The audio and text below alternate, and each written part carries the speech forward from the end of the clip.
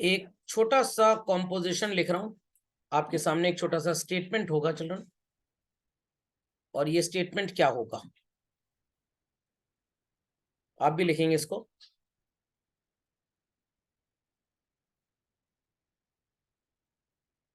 From the view point of a cafe,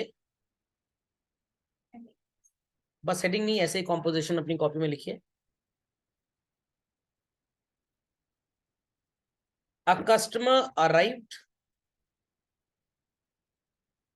and the cafe sells some food items for ₹1000। Cafe ने कुछ food items बेचे, और कितने के बेचे बच्चों? 1000 रुपये के। ध्यान से मेरी बात सुनिएगा। फूड कैफे के पास से चला गया, यस और नो? यस और नो? तो इट्स अ पॉजिटिव आइडेंटिटी और अ नेगेटिव आइडेंटिटी? फूड जा रहा है negative. Very good, very good. और बदले में कैफे को क्या मिल गए? कुछ पैसे। पॉजिटिव आइडेंटिटी और negative identity? Excellent answer. Food cafe के लिए किसी को देना बच्चों इज अ सैक्रिफाइस और बेनिफिट? Excellent answer. और पैसा मिलना? बेनिफिट। इतनी बात सबको समझ में आ गई बच्चों? अगर मैं आपसे पूछूं कि सैक्रिफाइस के लिए अकाउंटेंसी में कौन सा टेक्स्ट आप यूज करते हैं, आपका जवाब होगा credit. And in short how do we put it children? CR। इतना सबको समझ में आ गया? और बेनिफिट के लिए क्या टेक्स्ट यूज करते हैं?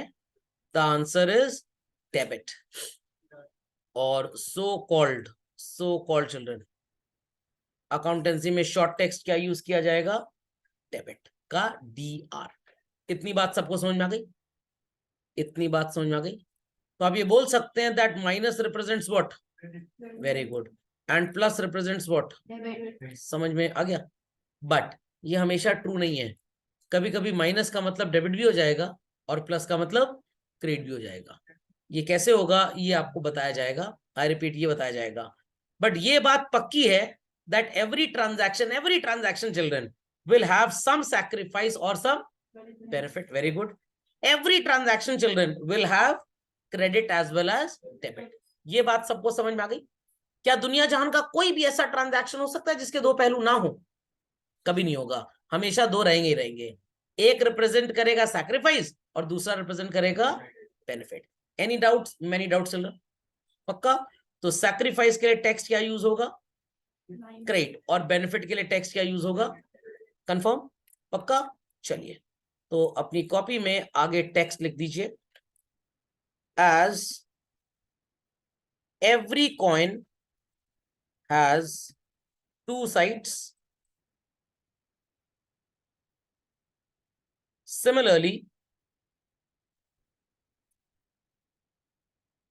every business transaction has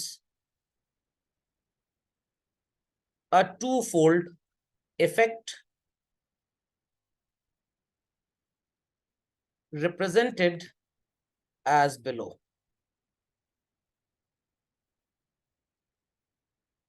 Debit, and the second one is what? Credit. समझ में आ गया? So if it is debit children, it shows benefit. Yes or no? Yes or no children? And if it is credit, it shows what? Sacrifice. इतनी बात सबको समझ में आती है बच्चों? इतनी बात समझ में आती है? Further write down. On the basis of above, a mathematical representation is formed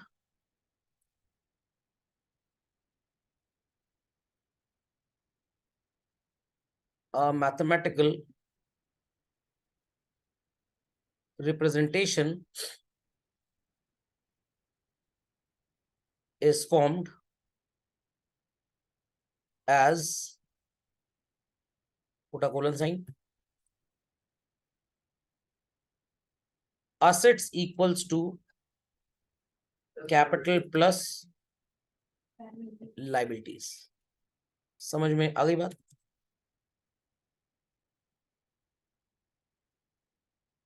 known as accounting equation. So maths में तो सबने इक्वेशन पढ़ी होगी, I hope so children, maths में सबने इक्वेशन पढ़ी होगी। बट मैथ्स की इक्वेशन क्या बोलती थी? Each and every item on the left hand side is equal to the items of the right hand side. ये भी इक्वेशन है, बट हम इसको एक अलग नाम दे रहे हैं। And what is the name children? Accounting equation. अब बच्चों के दिमाग में ना एक क्वेश्चन आता है, सर हम क्यों पढ़ रहे हैं इसको? अगर मैं बच्चों से बोलूंगी हम पढ़ ही क्यों रहे हैं, what would be your answer? Knowledge आएगी, उस नॉलेज को आप अर्निंग कैपेसिटी के लिए, लाइवलीहुड के लिए यूज करेंगे, भाई ये ऑब्जेक्टिव है। तो प्रश्न ये उठता है, सर अकाउंटिंग इक्वेशन हम पढ़ ही क्यों रहे हैं? तो इसके लिए आप क्वेश्चन लिखिए, नीड फॉर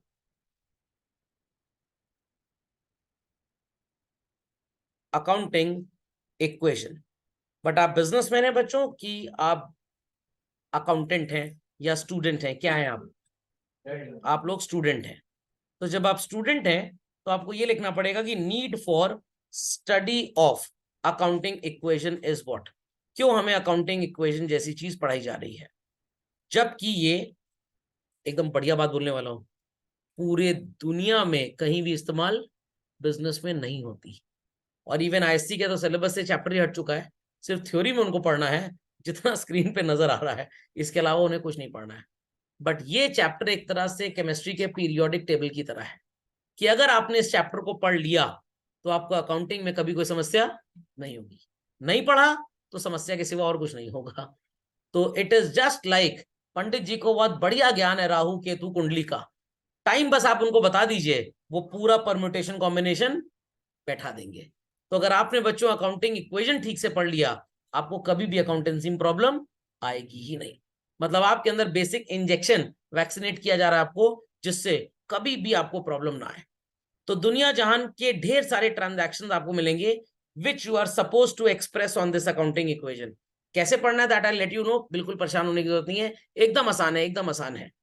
और हर ट्रांजैक्शन में आपको नजर आएगा कि आपकी अकाउंटिंग इक्वेशन दोनों साइड टैली हो गई है। आपका left hand side is always equal to right hand side. समझ में आ गया? तो अकाउंटिंग इक्वेशन पढ़ने का सबसे बड़ा एडवांटेज यही है कि आपको बेसिक नॉलेज दी जा रही है कैसे अकाउंटिंग करनी है। तो जो बच्चे अकाउंटिंग इक्वेशन नहीं पढ़ते उनको बड़ी समस्या आती है अकाउंट पढ़ने में। जैसे फिजिक्स अगर आपको पढ़नी है 11th क्लास के लेवल की, जिसमें ग्राफ्स वगैरह बहुत होते हैं, मैथ्स बहुत होती है, तो पहले आप मैथ्स अच्छे से पढ़ लें, तब तो फिजिक्स समझ में आएगी। नहीं तो क्या आपको फिजिक्स समझ में आ जाएगी? ठेंगा नहीं समझ में आएगी। तो अकाउंटिंग समझने के लिए सबसे पहले क्या पढ़ना पड़ेगा? Accounting equation. Please update this super quickly children. चलिए, so please write certain reasons कि हम इन्हें क्यों पढ़ रहे हैं। First, to inculcate the habit of analyzing the transaction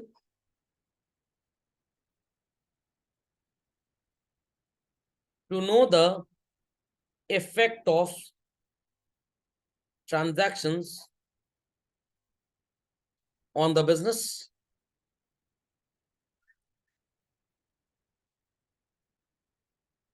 to find out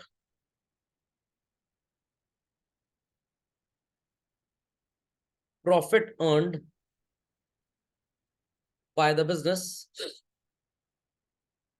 under certain circumstances।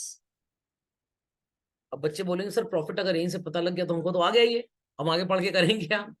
ये अप्रोच किसी भी कंट्री की गवर्नमेंट को एक्सेप्टेबल नहीं है।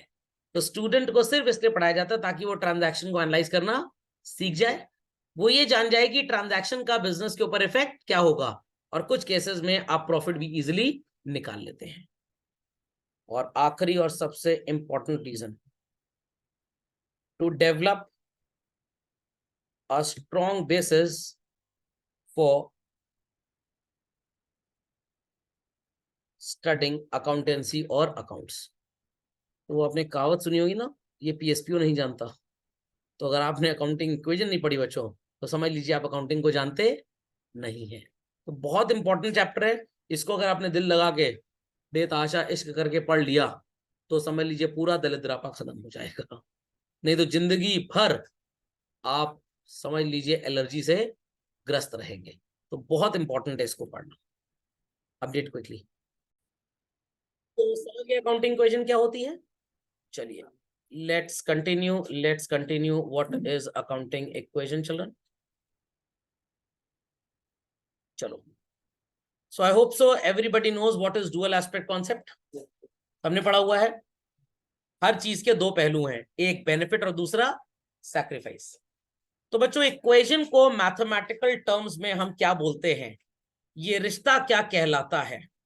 एक ऐसा रिश्ता जहां पे items on the left children gets equated with the items on the right. Left side के आइटम्स किसके साथ इक्वेट होंगे? राइट साइड के साथ। So in accounting terms an accounting equation is a relationship which signifies कि business की जितनी भी एसेट होगी बच्चों वो हमेशा टोटल ऑफ कैपिटल और लायबिलिटी के बराबर होगी। इसके लिए एक एग्जांपल भी दिया था, आप जितना अपने घर में पोजेस करते हैं children, either it is contributed by your parents or it is from some borrowed money. क्या कोई तीसरा हो सकता है? नो। तो जितनी भी चीजें आपके पास हैं वो आपकी एसेट्स हो गई, या तो आप उसे खुद लेके आए या तो किसी आउटसाइडर ने कॉन्ट्रैक्ट किया और आपको वो चीज दे दी। बातें समझ में आ रही हैं बच्चों? बातें समझ में आ रही हैं? चलिए, so need for understanding accounting equation पहले ही आपको बता चुका हूं, फिर बता रहा हूं। To analyse two things of the business children, कौन सी दो चीजें? Benefit and sacrifice. और देखिए बेनिफिट का और डेबिट का कलर सेम है, सैक्रिफाइस का और क्रेडिट का कलर सेम है। क्यों कलर सेम है सर? क्योंकि सर ये दोनों एक ही परिवार के हैं, इन दोनों का मीनिंग अल्टीमेटली एक ही है। तो जब बच्चा अकाउंटिंग इक्वेशन नहीं पढ़ता उसको समझ ही में नहीं आता कि डॉक्टर कंपाउंडर के अलावा डेबिट क्रेडिट भी कुछ होता है। नहीं तो कुछ लोग बोलते हैं DR मतलब डॉक्टर और CR मतलब चोर, कंपाउंडर। तो डॉक्टर और कंपाउंडर नहीं है। तो आप बस ऐसा समझ लीजिए कि अगर आपने 10th क्लास में लॉगरिथम पढ़ा है बच्चों, तो ग्रेजुएशन में जब आप स्टैटिस्टिक्स पढ़ेंगे आपका nearest to 4 decimal places answer इतना तेजी आएगा जैसे 15 × 22 होता है, इतना तेजी आएगा। बट अगर आपने आज लॉग नहीं पढ़ा तो आप उसको सही तरीके से इस्तेमाल नहीं कर पाएंगे। बात समझ में आई? तो अकाउंटिंग इक्वेशन सिर्फ इसलिए पढ़ाया जाता है ताकि आगे चल के आपको अकाउंटेंसी का डेबिट और क्रेडिट समझ में आ जाए। नहीं समझे बात को? समझ गए? चलो, सो ये सब हम पढ़ चुके हैं, क्या इसको रिपीट करने की जरूरत है? This we have already done. चलिए, तो बच्चों यहाँ पे अकाउंटिंग इक्वेशन के मैं आपको 3 एप्लीकेशन सिखाने वाला हूं। पहला एप्लीकेशन किस चीज का है? मिसिंग वैल्यू निकालना। दूसरा एप्लीकेशन होगा बिजनेस ट्रांजैक्शन के इफेक्ट को जानना। तो हमारा आज का पार्ट मिसिंग वैल्यू पे डिवोटेड है। सबको वर्कबुक में क्लास असाइनमेंट्स नजर आ रहे? मिस्टर मोहन के बिजनेस में एसेट है 2 लाख की, लायबिलिटी 80,000 की। खैर आप जीनियस है, आप मेरे को आंसर तो बहुत तेजी से दे देंगे, बट आंसर हौले हौले देना है। बताइए, सुनाइए, what is accounting equation? Asset equals to capital plus liability. Find out क्या करना है आपको? तो capital equals to what plus what children? Liability minus asset. Do you know liability is given in the question? Do you know liability is given in the question? कितनी दी है बच्चों? 80,000 rupees. Very good, excellent answer. Asset minus liability. क्या हो गया? Zoom uncle hang कर गया थोड़ी देर के लिए? चलिए, एसेट माइनस लायबिलिटी, और हमने क्या लिख दिया? तो सर हमारा आंसर माइनस में आ जाएगा।